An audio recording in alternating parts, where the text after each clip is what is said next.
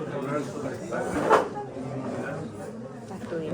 básicamente lo que vamos a ver son cosas que yo siempre digo, ¿no? Ya lo vieron, vamos a hacer como una especie de súper repaso de todo, quizá con algunas informaciones nuevas, espero.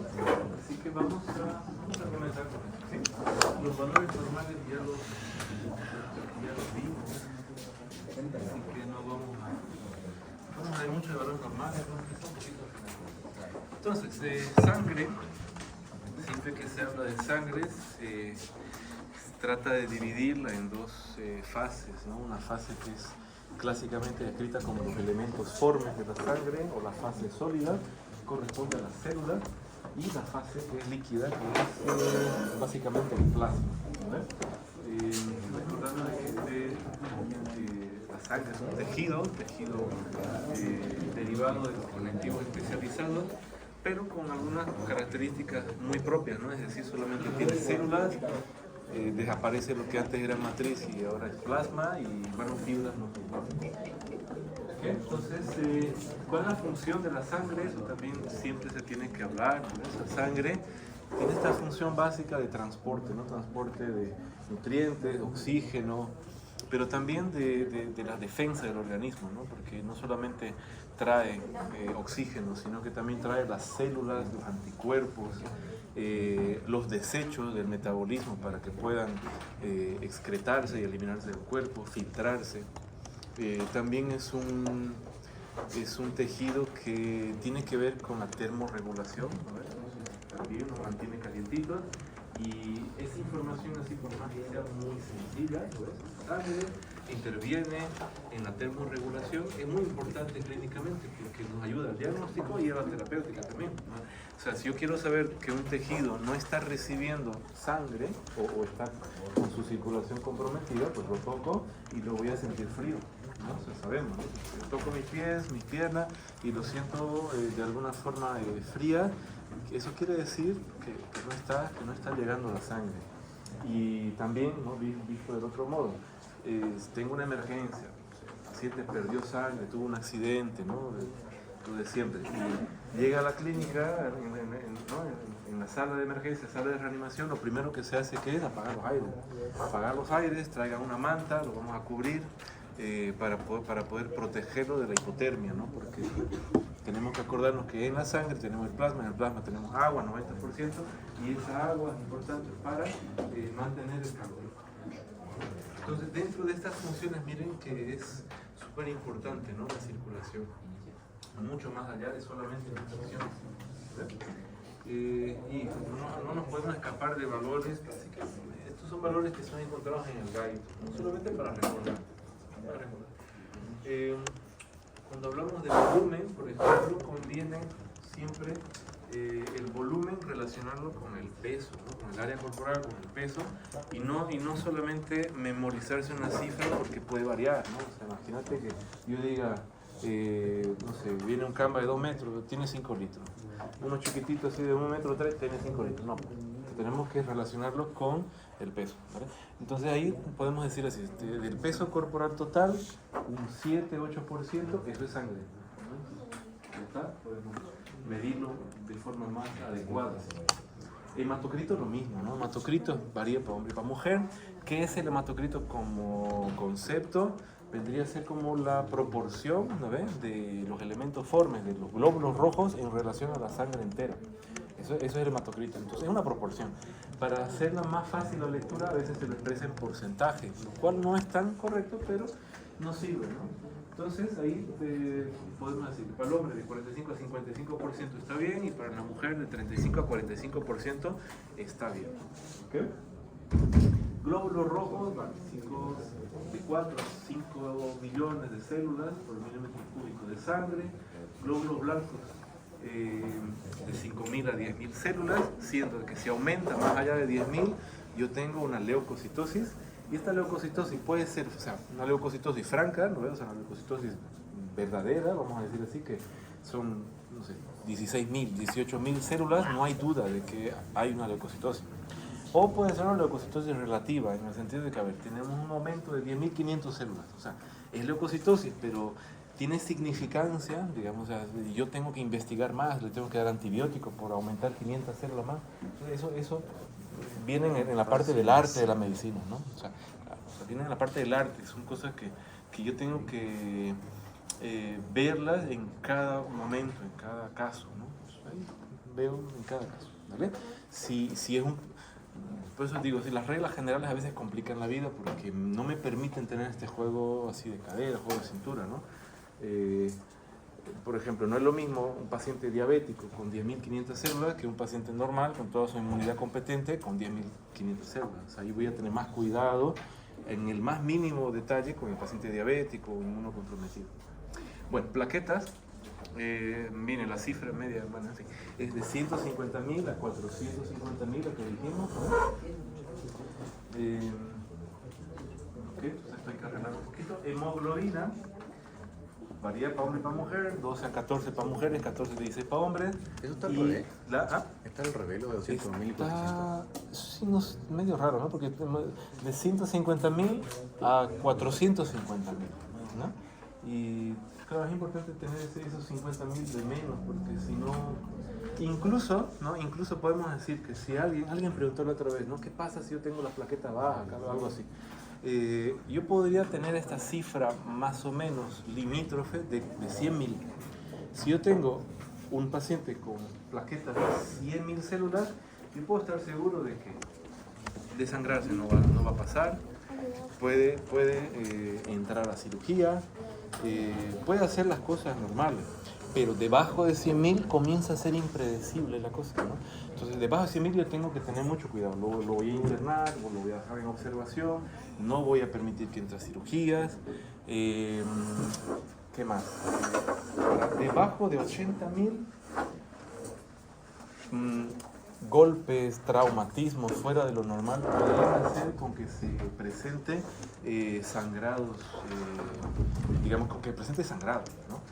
Entonces ahí, por ejemplo, si se cepilla los dientes un poco más fuerte, podría sangrar de las encías, o si se golpea con una puerta, podría tener hematoma, cosas así a partir de los 80.000, que yo estoy con cuidado, ¿no?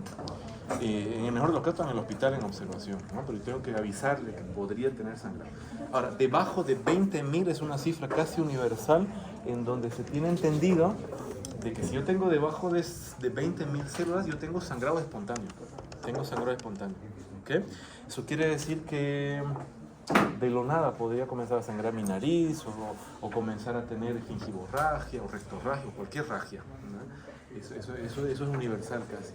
Entonces, ¿qué podemos deducir de ahí? Que las plaquetas es un buen parámetro para decidir, por ejemplo, si un paciente se queda o se va, o sea, si le doy de alta o si interna, si le doy una observación o algo, ¿no? Las plaquetas es bien importante, la coagulación es bien importante.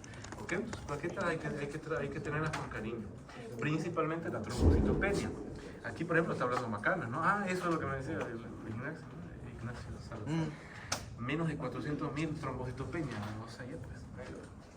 Es como, le voy a poner un título, ¿no? Encuentra el error. Por eso que a mí me da miedo pasar a la diapositiva. No estudien de la diapositiva. Usen la diapositiva con mucho criterio, o sea, para repasar, para poner los conceptos en día, cosas así, pero no estudien como una fuente primaria de información, porque a veces hay estas cosas y después van a salir con esta de Bob Esponja, ¿no? No, pero es que estaba en la diapositiva, ¿no? Ahí me confundí. Entonces usen la vida, ¿ya? Creo que está en la plataforma, luego me fijo, ¿no? Porque está en la plataforma en el módulo 3, ya la subí. Y, ¿qué más? Hemoglobina. Hemoglobina es útil, más allá de solamente diagnosticar anemias, para saber cómo está el volumen, porque la hemoglobina, como es sérica, como es libre, como es plasmática, va a variar de acuerdo al volumen. Si es que yo tengo, acá está la hemoglobina, si yo tengo un aumento del volumen en el plasma, la hemoglobina se me va a bajar, ¿no? Falsamente va a bajar. O sea, no es que esté baja, sino que hay mucho volumen. Y más importante, si yo tengo pérdida de volumen, la hemoglobina comienza a subir. Lo que siempre decimos, hemoconcentración, ¿no? Entonces, muy útil en ciertos casos para saber el estado de hidratación, de volemia del paciente, ¿no? Hemoglobina. ¿Eso pasa por la compensación de oxígeno? No, nada que ver con el oxígeno, sino que pasa por un tema de que si yo pierdo líquido, aparentemente la hemoglobina sube, pero es porque estoy con menos líquido por unidad de hemoglobina, o sea, la concentración de hemoglobina se me hace más concentrada, ¿no? Entonces lo único que tengo que hacer es hidratarlo y ya está, ¿no? Entonces a veces uno podría pensar, por ejemplo, cuando tengo mucho líquido, pacientes con, por ejemplo, no sé, una insuficiencia cardíaca, tengo retención de líquido, ¿no ves? Y la hemoglobina se me baja, entonces caigo en la tentación de decir está con anemia, ¿no ves? Pero yo tengo que fijarme su hidratación a ver si no está muy alta porque podría estar normal la hemoglobina y yo dándole hierro, ¿no? Entonces, por eso hay que ver esa parte. Para no caer en eso, me fijo mejor en la hemoglobina corpuscular media, ¿no? La hemoglobina corpuscular media, que es esta de acá, que está dentro de los hematíes, ¿no? Que tiene 27 a 33 gramos decilitro, esa no suele variar. Entonces me fijo en eso. ¿Okay? Y si tengo duda de que no tiene hierro, le pido hierro sérico. ¿Okay? Vamos con esto. Ajá. Esto entra en la colección de cosas que ya sabemos, ¿no? Que lo tenemos que hablar bien. Compartimentos de líquidos, sabemos que dentro de todos los líquidos que una persona puede manejar, más o menos es 60%, pero no es una cifra correcta, tener cuidado, ¿no? Si te preguntan en la calle, si vamos a hacer una miscelánea de preguntas de fisiología, ¿cuánto tiene de agua el cuerpo humano? Vos le dices 60%, bien, estrellita, ¿no? ¿Por qué? Porque esa es la respuesta que esperamos, pero no es tan así. 60% del peso corporal magro, ¿no? O sea, peso corporal magro, los tejidos tienen 60%, pero no toman en cuenta, pues, la ricura de la vida, ¿no ves? O sea, si yo me paso de KFC y de compañía, el peso va a ser diferente. Entonces, yo tengo que tomar en cuenta el sobrepeso siempre, así como lo hacemos en el módulo 1. ¿Okay? Entonces, el peso corporal más el sobrepeso, y ahí recién saco cuánto porcentaje de agua, que suele ser menos del 60% casi siempre. En fin, aquí lo importante es que de esa agua corporal total, 2/3, vamos a manejar quebrado que va mejor, 2/3 es líquido intracelular, el tercio restante es extracelular, y del extracelular se divide en plasma, líquido intersticial y el líquido transcelular, ¿no? Ya está. Ahora miren este pedazo de información que podemos, y mira, parece inocente, pero podemos sacar varias cosas. El plasma forma parte del líquido extracelular y a diferencia del líquido intersticial es inexpansible y presenta proteínas. Vale. O sea, parece inocente, ¿no? Pero mira qué importante es ese pedazo de información. Porque, mira, dice el líquido intersticial, o sea, el plasma, a diferencia del líquido intersticial, no es expansible, pero el líquido intersticial sí lo es, ¿no? Entonces, el líquido intersticial, ¿qué es? El espacio intersticial que está entre célula y célula, es un espacio virtual que está ahí, pero no tiene mucho líquido, pero en condiciones de hipervolemia, cuando tengo mucho líquido, y no tengo dónde dejar ese líquido, porque pasa que la arteria tiene una distensibilidad máxima, las venas también, ¿no? Hay un rato donde no soporta más. Si yo tengo mucha volemia, comienzo a agarrar este líquido y lo pongo en los tejidos, ¿no? Entonces, ya saben, lo de siempre, pulmón, hígado, para allá, para acá. Pero si yo sigo teniendo hipervolemia, necesito hacer algo con ese líquido. ¿Y dónde lo voy a meter? En el líquido intersticial, en el espacio intersticial. Y ahí comienza a ver los edemas, ¿no? Entonces comienza a ver este tercer espacio, mal usado, medio feo, pero tercer espacio que vendría a ser justamente el edema, ¿no? El edema periférico. ¿Okay? Muchas veces edema generalizado, ¿no?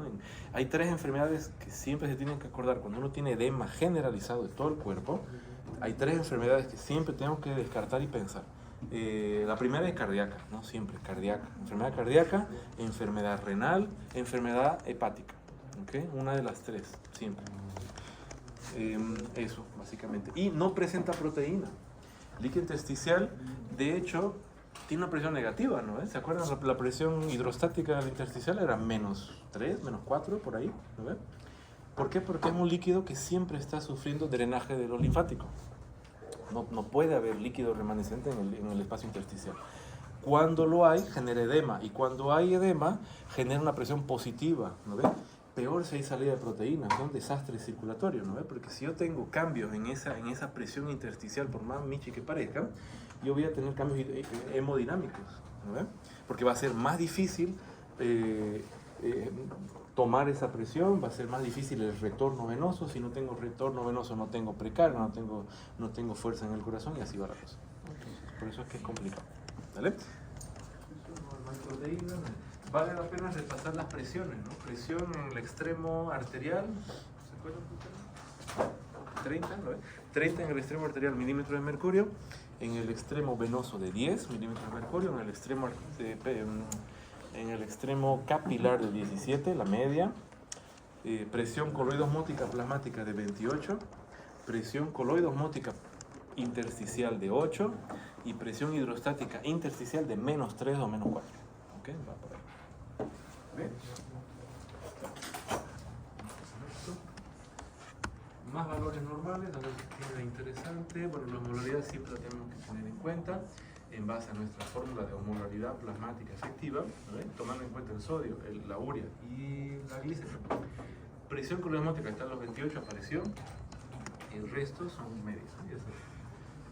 Más. A la madre. Miren de bonitos esos valores, ¿qué le parece?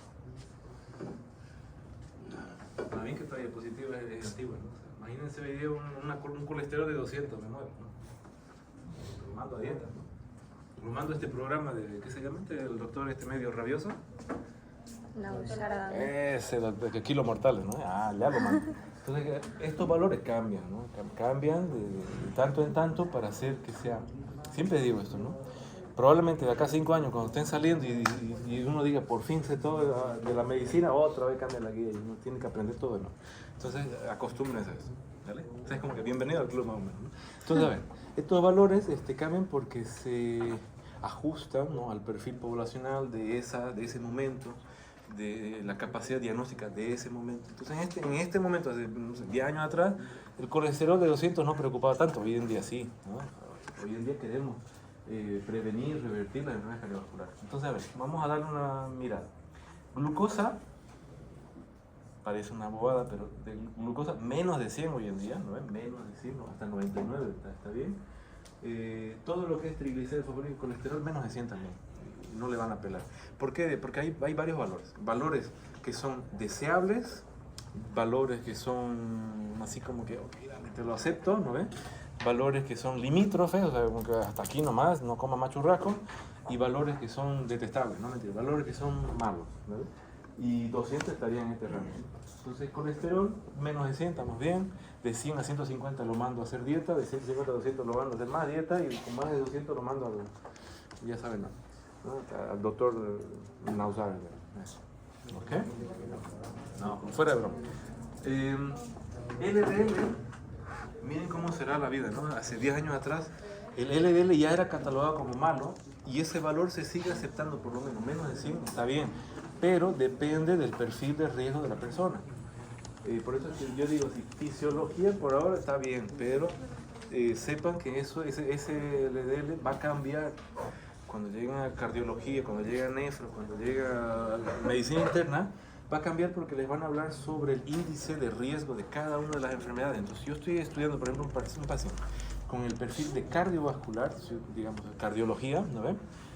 Yo tengo que tomar en cuenta ese riesgo de generar presión alta, el riesgo de llevar a insuficiencia cardíaca, si es diabético, si es hipertenso, si es alguna otra cosa. Y luego con ese perfil de riesgo yo puedo decidir bajar el LDL a 70, a menos de 70, menos de 50 y así va, ¿no? Dependiendo del perfil de cada persona. Hoy en día la medicina es lo más personalizada posible. Ya no es uno para todos, ¿no? Sino todo para no es tanto así, ¿no? Antes era así como que ya, ¿qué se llama esto? El maíz va a alimentar a la gallina, ¿no? O sea, como que ya coman, ¿no? Entonces, lo que sirve y agarra más gente, pero hoy en día no, se está tratando de trabajar con perfiles, ¿no? Ajustados. ¿Okay? Ese es el perfil hoy día de la medicina, ¿no? No solamente de evidencia, sino personalizada. ¿Okay?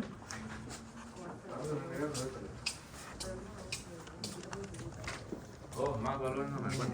Aquí sabemos todo. Quizá vale la pena comentar estas cosas acá que no lo vamos a ver nosotros, sino lo van a ver en otra parte. Urea. Urea. No tiene acento, así que sería urea, ¿no? Ya, bueno, lo más correcto creo que es urea. Que no tiene acento.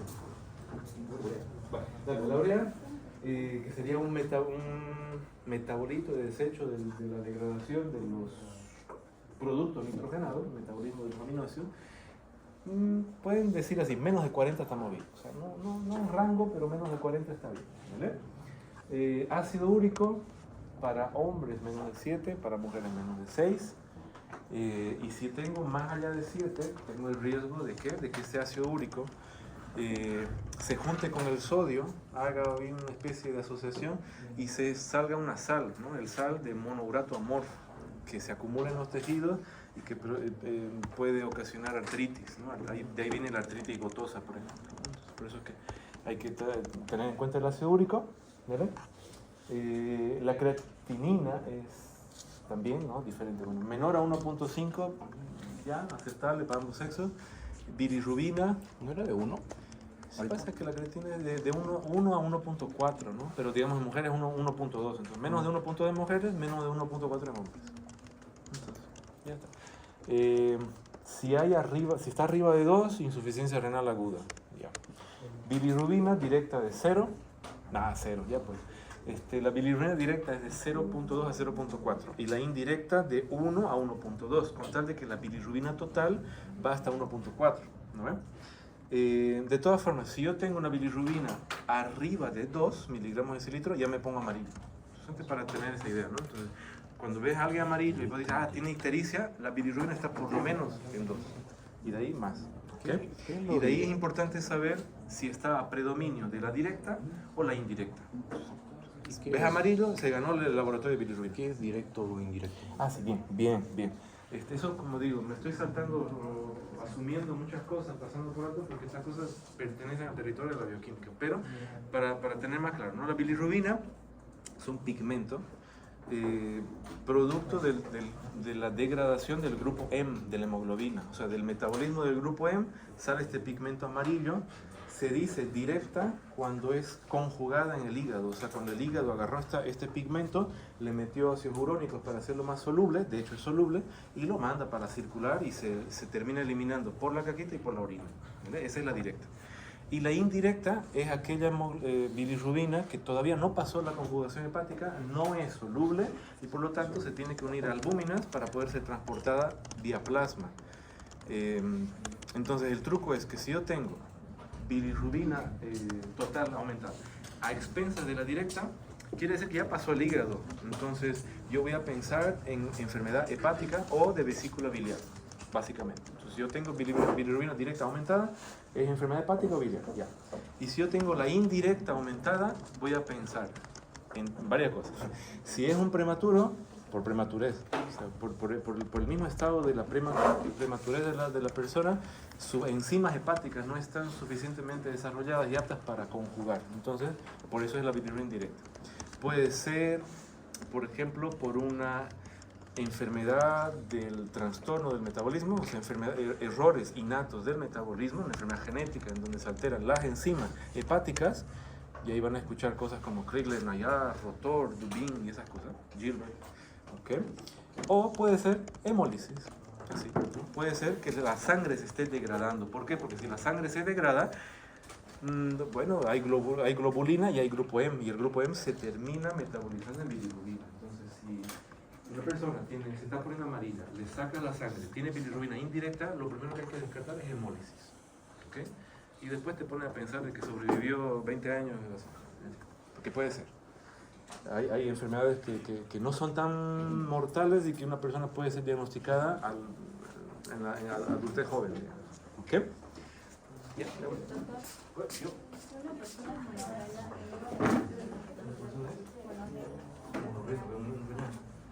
creatinina podría aumentarse, pero lo que no, podría pasar que la idea es que el riñón va a compensar aumentando la filtración y eso podría, digamos, retardar la eliminación metabólica. Pero de todas formas, la creatinina no debería estar más alta de lo que hace que de todas formas, a la persona le hacen estudios para determinar su creatinina basal y en base a ello ya estamos aumentando.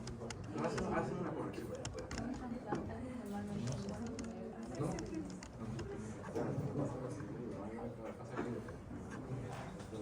Le hacen seguimiento por meses y lo que sí es que probablemente necesite corregirse los medicamentos que va a usar, si hay medicamentos que se metabolizan por el riñón, hay que dar menos dosis y cosas así. Y avisarle de que no se presta nada que pague.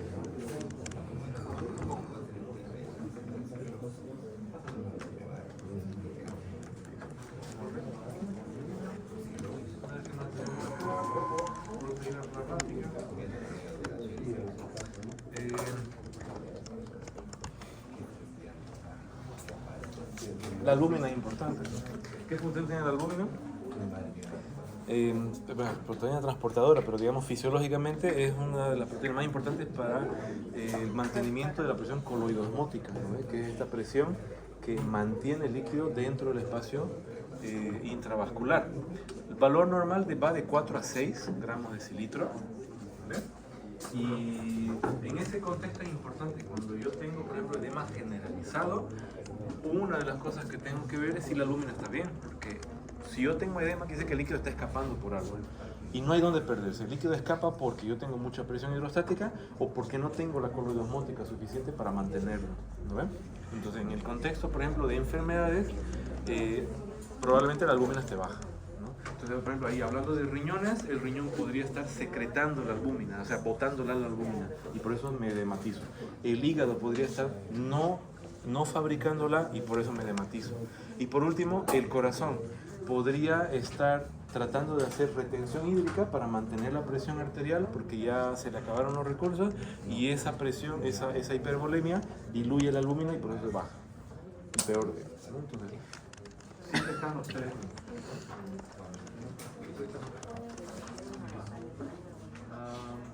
Albúmina, miren de bonito esta parte, ¿no? De lo mismo digo, ¿no?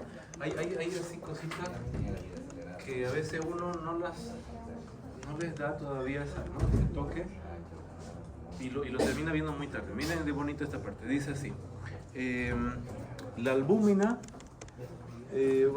pesa 69 Daltons, 69.000, proteína fabricada por el hígado. Miren de interesante, o sea, la albúmina solo puede ser fabricada por el hígado. ¿Qué pasa si el hígado falla? A la madre la albúmina, ¿no?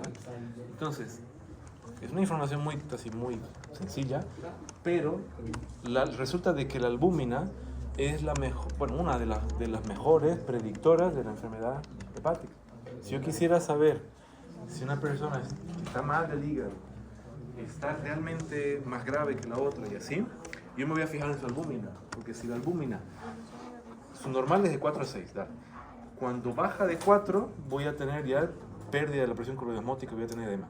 Pero cuando baja de 3.5, 3, ¿no? Es un predictor de muerte. Estoy comenzando a decir, mira, parece que tu hígado está dejando de funcionar y vas a comenzar a tener cada vez más edema. Pero es un predictor de mortalidad. ¿Okay? Entonces, por eso es importante la albúmina también. ¿Okay?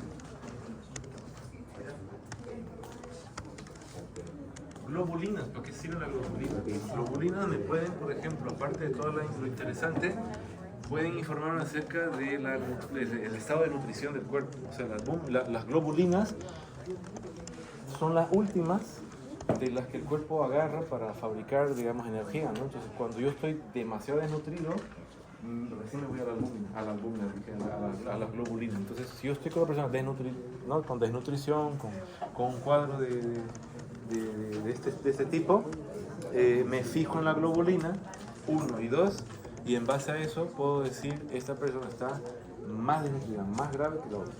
¿Okay? En base a eso. No tanto al peso, el peso ya después. Electroforesis es un estudio que vale la pena también comentarlo, por lo menos para tener la noción. Es un estudio en donde se agarra una planchita, una placa, un gel, y se le hace pasar corriente, ¿no ves? Entonces hay un lado positivo, un lado negativo, y a esa planchita con gel se le coloca proteínas, ¿no ves? O aminoácidos, proteínas, y la proteína, por esta capacidad que tiene de tener carga positiva y negativa, ¿no ves? Que es tiene esta capacidad de ambivalencia, ella va a comenzar a caminar por ese gel y va a crear patrones dependiendo al peso molecular que tengas, ¿no? Entonces es muy conveniente cuando uno quiere estudiar proteína normal, digamos, cómo camina. Por ejemplo, ahí está el patrón de la albúmina, ¿no? La albúmina entera y fracciones, alfa, cada una de esas son sus subunidades de la albúmina. Y yo comparo este patrón de dibujito y estas curvas que se hacen con la de una persona supuestamente enferma. Entonces, por ejemplo, si yo tengo una hemoglobinopatía, ¿no? Una anemia falciforme, en donde mi subunidad beta o A están alteradas y hay una subunidad S, va a tener otro peso molecular porque tiene otra estructura, entonces va a dar otro patrón. Entonces, en ese tipo de cositas ayuda la electroforesis. Entonces uno pide, ¿no? Electroforesis de proteínas con sospecha, que se hemoglobinopatía. ¿Okay? Electroforesis. Bueno, vamos a los glóbulos rojos.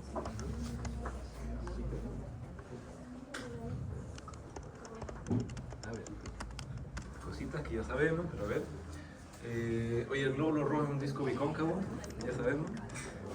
Al que me ponga que tiene 8 micras es un pasaje directo a la segunda instancia. No, mentira. ¿Cuánto mide un eritrocito?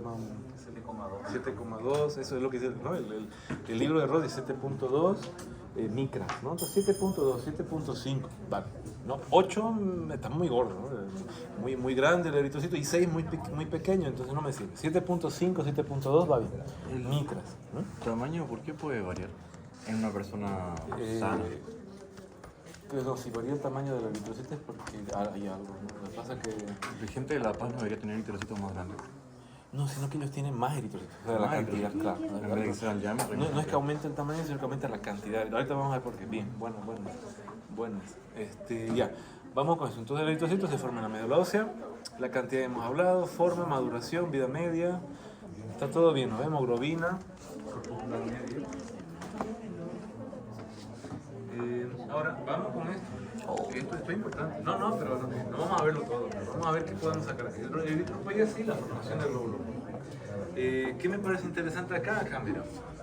El ácido fólico y la vitamina B12. Estábamos hablando de ácido fólico ahorita mismo, ¿no? En la clase. El ácido fólico es la vitamina B9 y es un donador de grupos. O sea, lo que hace es transferir grupos de tetrahidrofolato y estos de grupos de metilo. Y estos grupos de metilo ayudan a madurar al ADN. Entonces, por eso es que intervienen en la maduración del eritrocito. Cuando yo tengo bajo ácido fólico, entonces el eritrocito, que tiene varios estadios, ¿no ve? Eritroblásticos, no puede madurar bien y se queda en estadios anteriores, con núcleos grandes, con un tamaño más grande. Entonces genera las anemias megaloblásticas. Ah, la megaloblástica. De ahí viene la anemia megaloblástica. Cuando yo veo un eritrocito grande, inmaduro de alguna forma, eso es megaloblástico. Grande, blasto, megaloblástico. ¿Okay? Entonces, si le preguntan, ¿cuál es el ocasionante de la anemia megaloblástica? El ácido fólico. También se acepta B12, pero es porque una lleva la absorción de la otra. Si yo tengo bajo B9, voy a alterar la absorción de la B12 también. Entonces por eso es que bajan las dos y a veces uno agarra la 12 y dice, es la megaloblástica. Pero la megaloblástica clásica es por B9. Si yo tengo deficiencia de vitamina B12, tengo la perniciosa, ¿no? Que es lo que hablábamos al principio de la clase. Las células principales, células parietales, que tienen que secretar factor intrínseco, ¿no? Para captar esta vitamina B12, por alguna razón no lo hacen, ¿no? Ya sea por la destrucción de la mucosa, por cirugía bariátrica, porque tiene un parásito sentado ahí, por alguna cosa la célula parietal no consigue secretar el ácido intrínseco y te da anemia perniciosa. ¿Okay? Ambas intervienen en la maduración. Entonces, eso es una cosa interesante. Otra cosa interesante es la eritropoyetina. Y ahí me voy con lo que decía Ignacio, ¿no? ¿Qué es la eritropoyetina? Es una hormona producida por el riñón y que estimula la eritropoiesis, estimula la formación por la médula ósea de los eritrocitos. ¿En base a qué? A las bajas tensiones del oxígeno. Cuando yo tengo tensión, o sea, la presión del oxígeno está baja, La presión sería como la fuerza con la que empuja el gas la pared arterial. Fuerza, ¿vale? La presión del oxígeno. Entonces la eritropoyetina se libera y le dice a la médula ósea, te cuento que la cantidad de eritrocitos es insuficiente porque no hay oxígeno empujando a la pared. Así que vamos a tener que producir más. Entonces, por ejemplo, si una persona vive en la altura, ¿qué es lo que pasa cuando yo vivo en la altura? No es que tengo menos oxígeno. O sea, vamos a explicar esta parte. En la atmósfera, que debe tener que unos 7.000, 10.000 metros más o menos de la estratosfera terrestre, algo así. Oye, 21% de oxígeno en todas partes. Pero ¿qué es lo que pasa? Que va a variar la tensión, ¿no? La tensión con la que este oxígeno es empujado, la presión baja, ¿vale? Entonces la presión de oxígeno baja. Eso hace con que si yo subo a la altura, cuando yo doy una bocanada de aire, respiro y hago presión negativa, entre menos oxígeno porque tiene menos fuerza para entrar. Claro, tiene menos tensión. Entonces la presión del oxígeno es menor y eso hace con que nosotros liberemos eritropoyetina y aumentemos nuestra cantidad de glóbulos rojos en un periodo más o menos de unas 2 o 3 semanas, 21 días más o menos para aclimatarse. ¿Vale? Esto quiere decir que si voy a hacer algún deporte, jugar en la altura, tengo que ir 2 semanas antes y jugar ahí bonito, ¿no? Y aclimatarme, no vale irme 2 o 3 días que me voy a desmayar después, ¿no? Vamos a ver qué pasa. Tenemos juego cuando en fin, ya tenemos juego, ¿no? Ok, eso. Y otro pedazo de información importante es que la eritropoyetina se produce en el riñón. ¿Qué pasa si el riñón falla? Si el riñón falla, pues no tengo eritropoyetina, no tengo cómo producir eritrocitos, voy a tener que anemia crónica, anemia normocítica, normocrómica, porque no es por deficiencia de hierro, no es por deficiencia de vitamina, pero sí baja la producción. Entonces voy a tener una normocítica, normocrómica clásica de la enfermedad crónica, ¿no? Esa es la anemia. ¿Qué le tengo que hacer a un paciente que está mal del riñón entonces? Pues meterle inyecciones de eritropoyetina. Van a ver no sé si alguien tiene familiares enfermitos del riñón. Normalmente, dependiendo del estadio de la enfermedad, se tiene que pinchar, ¿no? Le tienen que dar 2 o 3 veces a la semana la inyección de eritropoyetina, ¿no? Humana. ¿Okay? Bueno, vale. Y luego, bueno, esta cosa que es proliferación y diferenciación en base a interleucinas 3, 5, 7, que son las quemaduras, ¿no? Mira aquí lo que dice abajito, factores que desencadenan la formación de eritrocitos, o sea que estimulan la eritropoiesis, la hipoxia, pero no se olviden de decir hipoxia tisular, ¿no? Porque hipoxia, o sea, ¿dónde estoy midiendo la baja tensión de oxígeno? ¿En el alveolo o en la arteria? Al final de cuentas, es la baja tensión de oxígeno en el nivel de tejido el que estimula, porque el tejido es el que demanda oxígeno, ¿no? Entonces, hipoxia tisular. Si yo tengo bajo nivel de oxígeno, al mismo tiempo tengo altos niveles de dióxido de carbono, porque en el alveolo hay una especie de batalla, ¿no? Si yo tengo poco de algo es porque tengo mucho del otro, más o menos. Entonces, si yo tengo hipoxia, bajo oxígeno, es porque tengo mucho dióxido de carbono, hipercapnia. Y ahí generaría eritropoyetina. Entonces, ahí los dos pueden estimular. O sea, si yo entrenara con mascarilla, disminuyo mi capacidad de respiración. Así puedes entrenar con mascarilla, entonces vas a generar más glóbulos rojos. Me imagino que por eso entrenan con mascarilla, ¿no? Porque entrenan con mascarilla para estimular tu producción de glóbulos rojos y así tener un mejor rendimiento en lo basal. En el pasado. Mira, buenas. Porque a mí, por ejemplo, alguna vez me hicieron entrenar con mascarilla, no sabe por qué, ¿no? Pero hace tiempo. Y ahorita tiene sentido. Y lo mismo las cámaras hiperbáricas y todas las cosas. Hay todo una explicación teórica del por qué hay estos entrenamientos, ¿no? Bueno, altura, ¿qué más dice ahí? Hay anemia. Abajito dice anemia, pero no se ve. Abajito, el último es anemia, ¿no? Porque ¿qué es la anemia? Funcionalmente la anemia es la falta de entrega de oxígeno, ya sea por glóbulo rojo bajo o hemoglobina baja, pero falta de oxígeno al final y eso estimula la producción de eritrocitos. ¿Okay?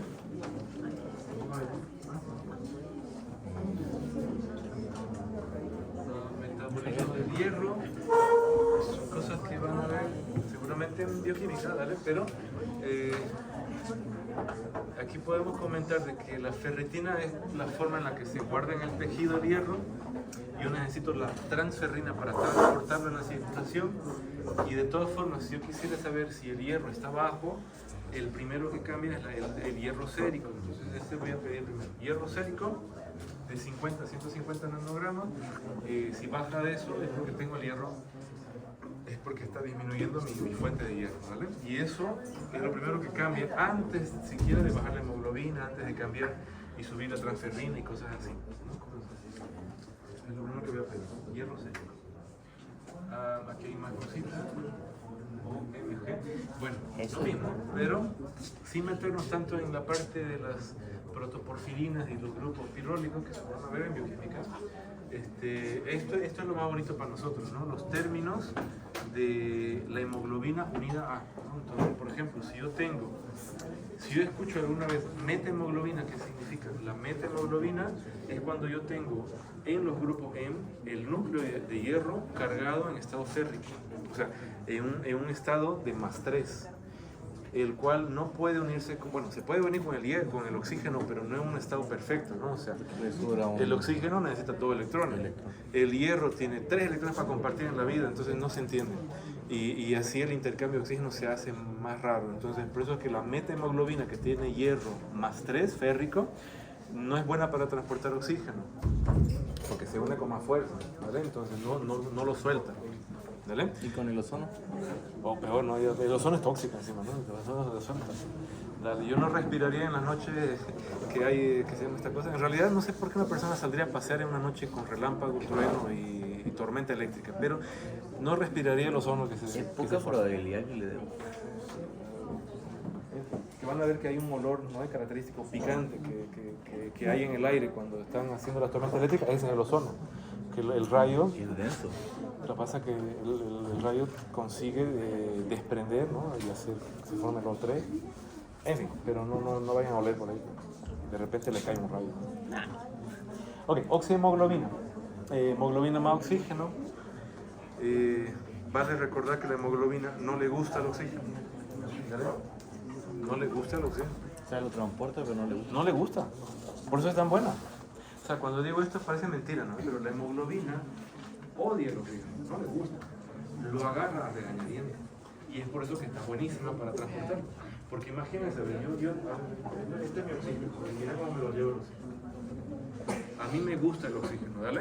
Entonces yo vengo acá al tejido, ¿quieres el oxígeno? Pues me gusta, no te lo doy. Entonces si a mí me gusta el oxígeno, no lo doy, ¿no ves? Pero, ¿qué es lo que pasa? Que la hemoglobina lo odia. Entonces cuando va por el tejido, y el tejido metabólicamente activo, ¿qué es lo que hay? Dióxido de carbono. Entonces, la hemoglobina le encanta el dióxido de carbono. Entonces, toma, venga, vamos, me voy con el dióxido de carbono. ¿Vale? Eso es lo que hace la hemoglobina. Entonces, por eso es que es complicado, porque en situaciones en donde yo tengo dióxido de carbono alto o yo tengo monóxido de carbono alto, la hemoglobina va a preferir cargar al monóxido de carbono que el oxígeno.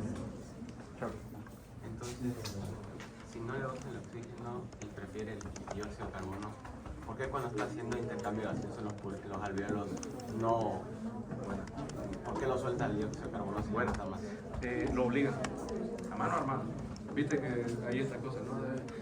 Bueno, es un chiste muy raro, ¿no? Pero viste esta cosa me acuerdo que antes, cuando tenía una edad un poco, no sé, unos años atrás, ¿no? Uno iba a fiesta y me decían así, no vas a beber, ¿no?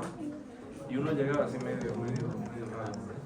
¿Acaso tus amigos te obligaron a mano armada? Bueno, al oxígeno le pasa algo así.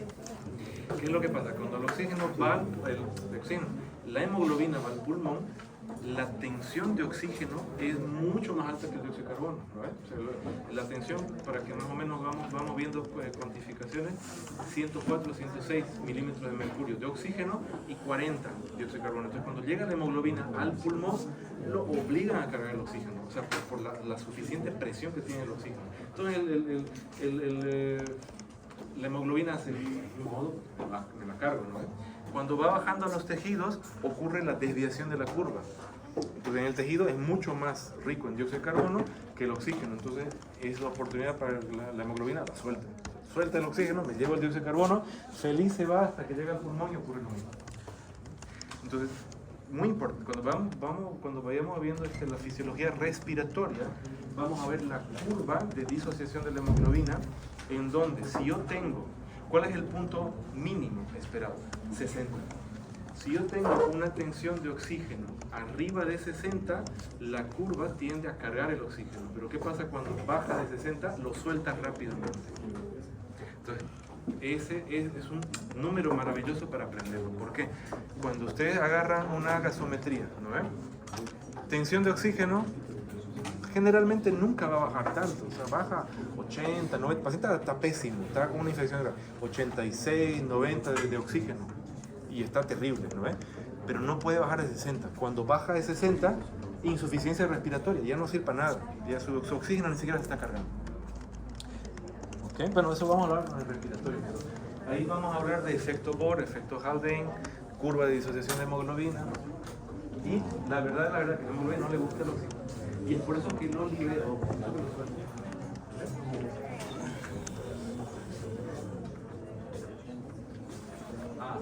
Bueno, voy a hacer lo siguiente ahora, estos próximos 15 minutos antes de acabar la clase. Voy a proyectar 5 preguntas de repaso para nosotros y vamos a tratar de responderlas, ¿vale? Como para prepararnos para el día de... A ver cómo nos va. Oh, sí. Preguntas de comprensión, versión 27 de... Vamos a ver. ¿Qué pasaría si en su examen cae esta?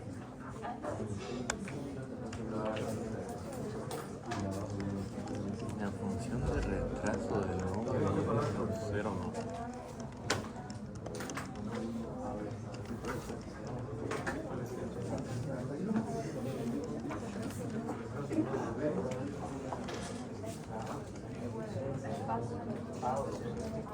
Ya puede pasar. Estoy pensando en la... No piensa. Sienta. Mi mamá metió tu. Ah, ¿o sea? Cuelga. Ah, ¿o sea? Ya puede estar.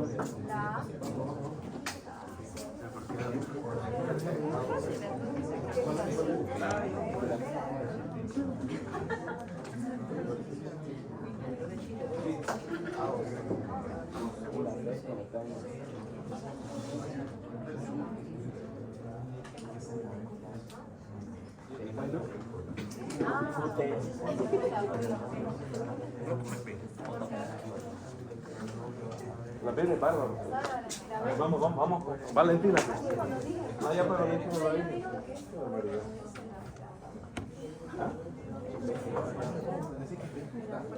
¿Él lo ve? Ya, vamos a explicar. Vamos a explicar un poco. A ver. Vamos con el electrocardiograma. Onda P, ¿qué marca? Despolarización auricular. ¿No? Entonces la aurícula se contrae. Ahora, inmediatamente después de que la aurícula se contrae, hemos dicho hay un retardo fisiológico de más o menos 0,12 segundos entre la contracción auricular y que los ventrículos se contraigan. No pueden contraer los dos al mismo tiempo, tiene que ser aurícula, ventrículo, ¿no? para que existan los cambios de presión. Y el QRS que marca la contracción ventricular. ¿Qué está entre medio de la onda P y el QRS? El espacio PR. El espacio PR, ¿cuánto es lo normal de tiempo que tengo en el espacio PR? Que tiene que ser menos de... Menos de 0,3. Normalmente es 0,12, que es el retardo fisiológico, pero tiene que ser menos de 0,2, o sea, menos de 200 milisegundos, ¿no ves? Todo ese segmento PQ, ¿no ves? Tiene que durar menos de 200 milisegundos. Si tengo más, quiere decir que hay un bloqueo AB, ¿no ves? ¿Se acuerdan del electrocardiograma? Si yo tengo el segmento PR muy prolongado, ¿qué significa bloqueo AB? ¿Por qué? Porque quiere decir que el nódulo AB, que es el que tiene que seguir mandando la señal hacia las ramas de las de Gis y para que se contraigan los ventrículos, está durmiendo, ¿no ves? Entonces así, ¿no ves? ¿Se entiende, no? Entonces, vamos a ver, la función de retraso del nódulo AB se observa en el espacio PR. ¿Está bien? Así, venga, ¿no ves? Ahora, véanla y vean cómo está fácil.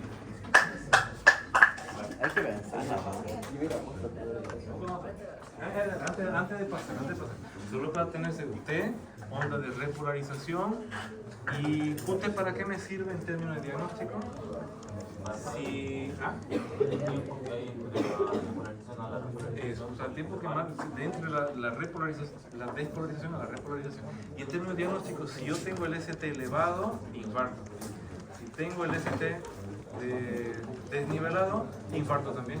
O sea, hay que tener mucho en cuenta el QT para ver infarto, tanto en supradesnivel y en infradesnivel. Y la T como una onda de isquemia, ¿no? La inversión de la onda T. Ok, vamos con esto. Presencia de ritmo sinusal marcada por. ¿Cuándo tengo un ritmo sinusal? Con la P. ¿Positiva? ¿Esa? Onda P positiva. No, pero estamos con onda P. ¿Qué con la onda P? Puede que sea solo A y sea sombra. Tiro por la C. No, pero si son onda P sería por fuera, vamos a ponerla ahí.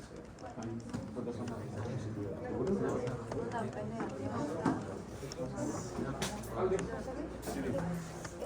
A ver, no sé si es negativo.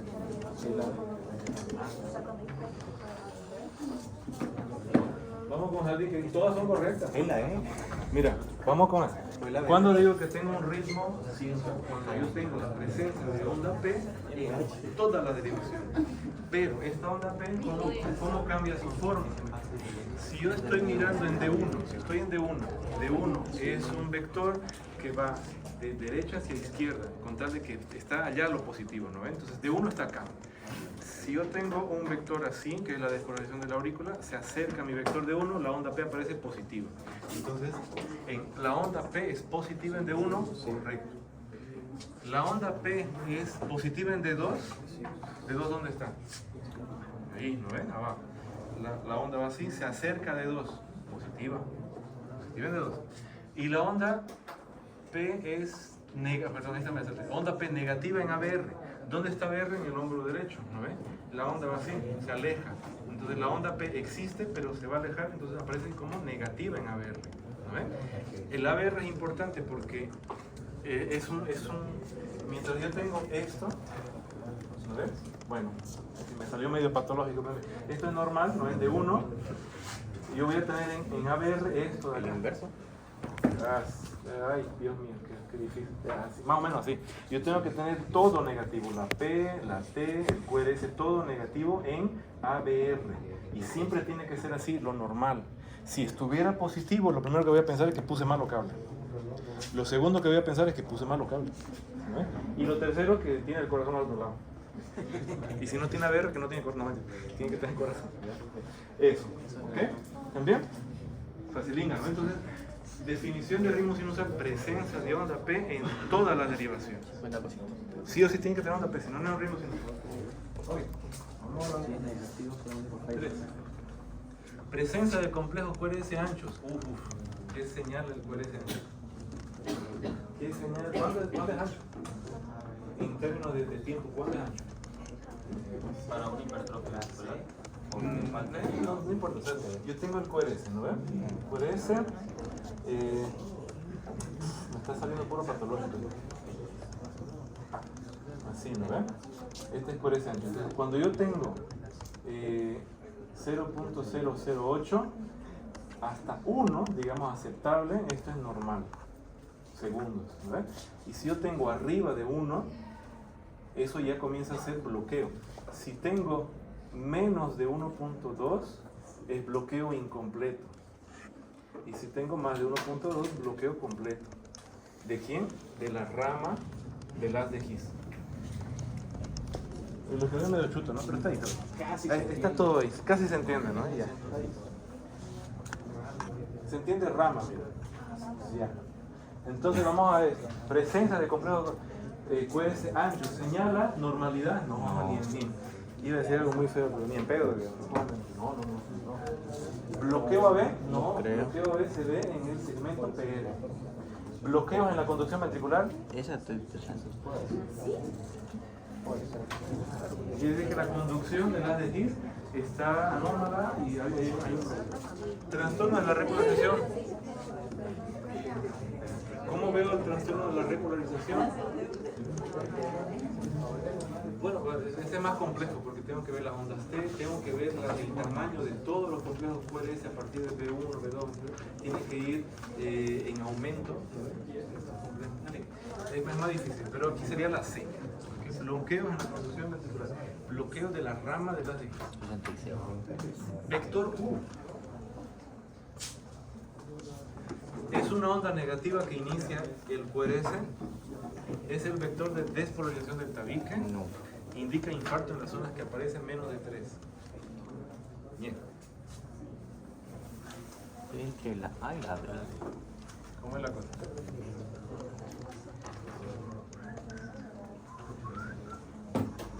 ¿Cuál sería? Indica infarto en las zonas que aparecen menos de 3. ¿Por qué no de 3?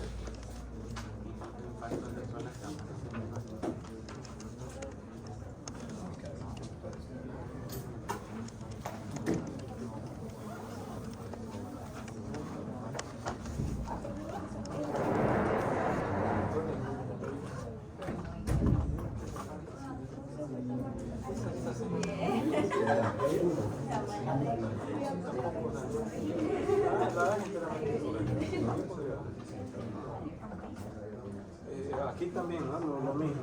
O sea, en el complejo QRS tengo una onda P, ¿no ves? La R es una onda positiva luego de la onda P. Con tal de que Q siempre es la onda negativa, deflexión negativa que viene después de la onda P, y el S, la onda negativa que viene después de la R, ¿no? Entonces Q siempre es una onda negativa que está al principio del QRS, pero que es más importante que eso, que está después de la onda P.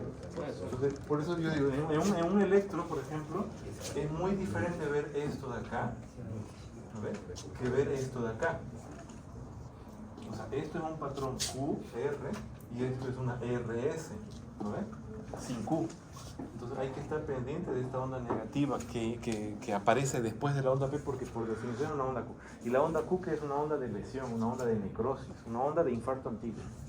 ¿Ves? Eso es la onda Q. ¿Y la ausencia? Entonces aquí sería la A la más correctita, porque las otras algo tienen de mentira, ¿no? Aquí, por ejemplo, si puede aparecer de 3, no necesariamente de polarización del tabique. Entonces aquí la onda negativa que inicia el QRS, sí, pero no siempre tiene que estar QRS, puede estar simplemente una Q y ya está, y es una onda Q, ¿ok? No siempre van a tener QRS, puede tener RS, QR, solo Q. Lo importante aquí para investigar una Q es diferenciarla de la Q patológica. La Q patológica es una Q ancha, que tiene la altura más de 2/3 de todo el complejo QRS y generalmente es asimétrica. Esa es la onda Q. No era una preguntita. Es la típica cuando viene el paciente y uno ve su electro y le pregunta, ¿es en serio? Sí. ¿Sabía usted que estaba infartado? Sí, hace 5 meses tuvo una pequeña molestia aquí, un cosquilla, se infartó. Infarto antiguo. Bueno, esta es de regalo, para que nos vayamos felices. El primer ruido indica que el final de la sístole, el inicio del periodo isoborométrico de contracción, que se ha producido una onda T en el electro. Oye, pues, ¿es en serio? ¿Cómo que la haya, pues? ¿O es fracasado? ¿Pero por qué la B?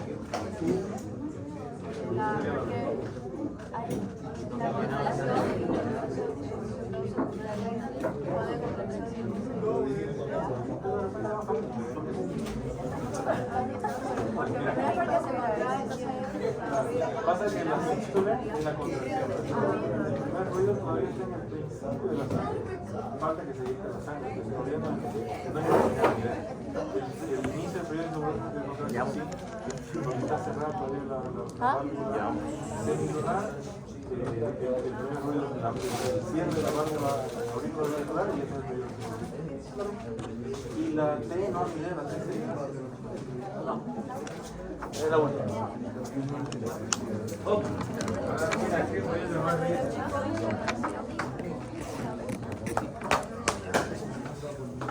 Bueno, le pili una.